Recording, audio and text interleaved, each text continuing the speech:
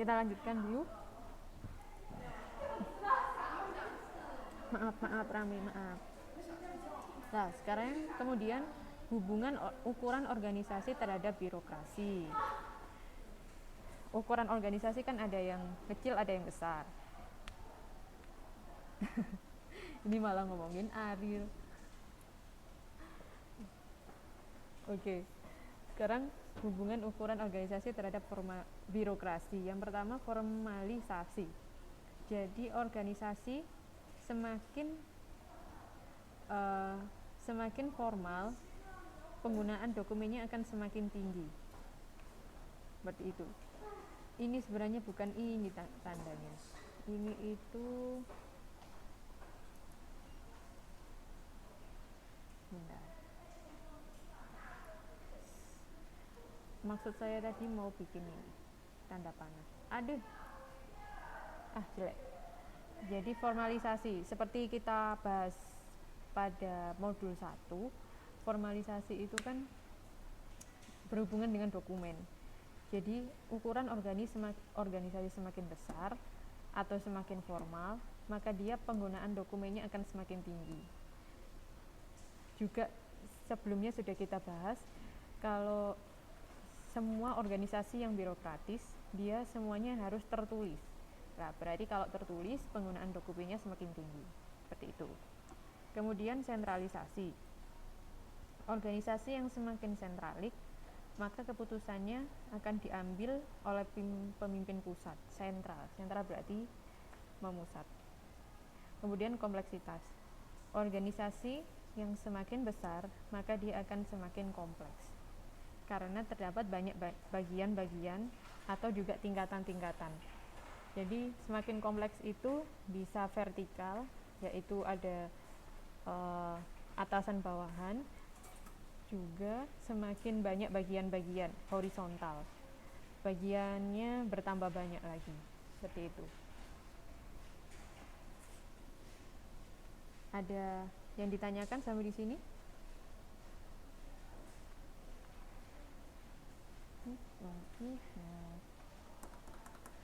Lanjut.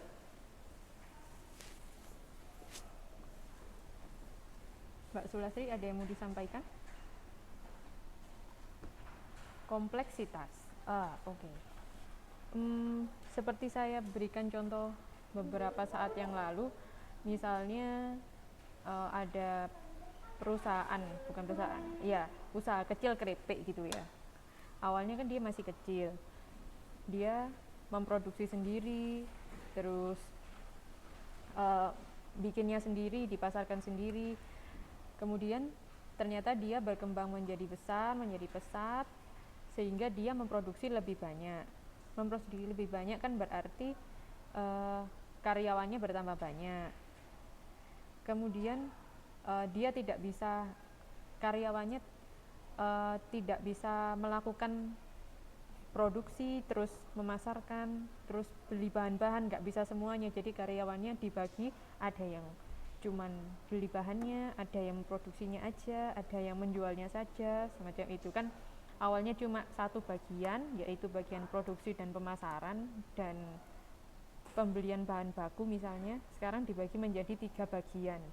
Ada bagian pembelian sendiri, bagian produksi sendiri, bagian pemasaran sendiri. Kan itu berarti bagian-bagiannya semakin bertambah banyak, semakin bertambah kompleks.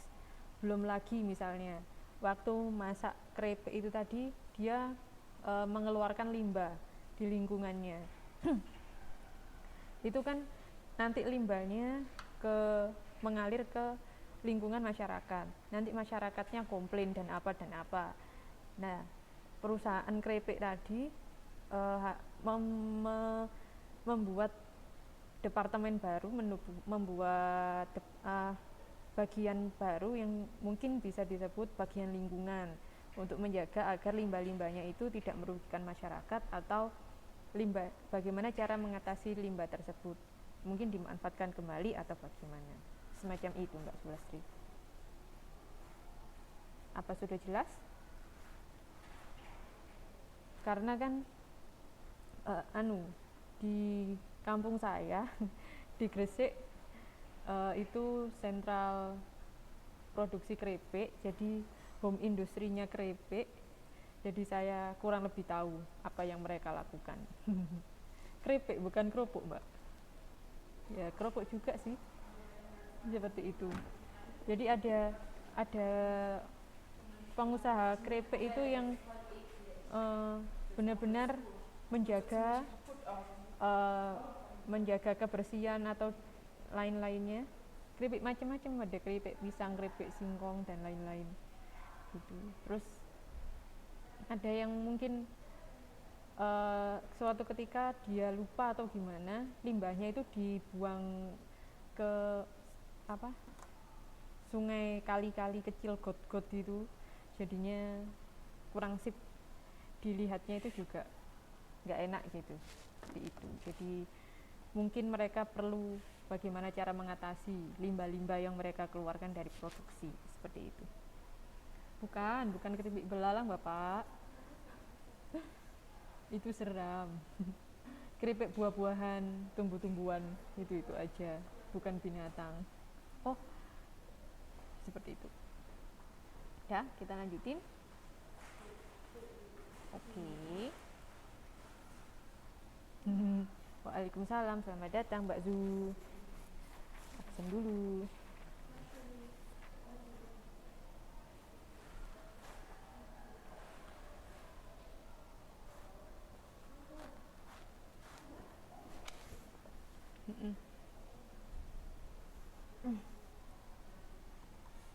Yap.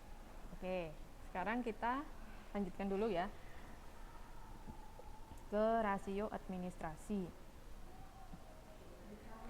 Jadi rasio itu kan rasio itu apa?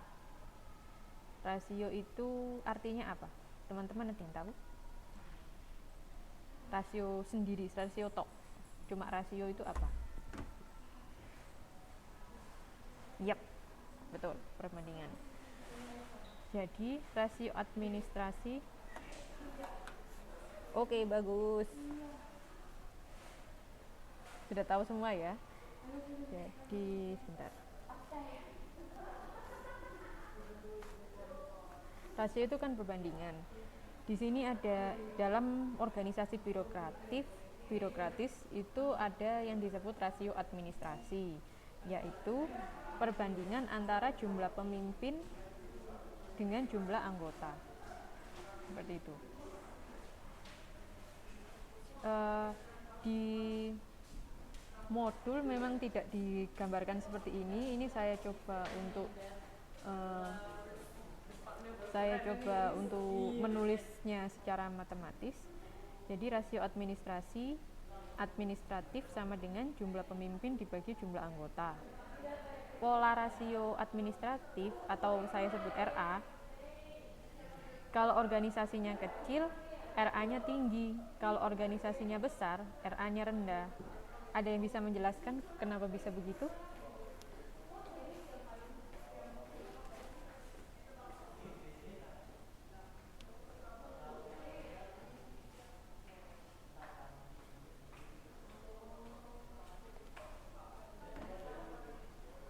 Ayo, ada yang tahu?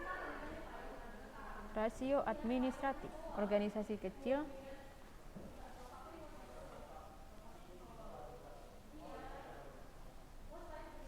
Waalaikumsalam Mbak Ani, selamat datang. Gimana tadi Mbak? Sebentar. Aduh. Oke. Organisasi kecil anggotanya kecil, organisasi besar anggotanya besar. Kalau dimasukkan rumusnya, ini kita anggap saja rumus rasio sama dengan jumlah pemimpin dibagi anggota, ini kita anggap rumus.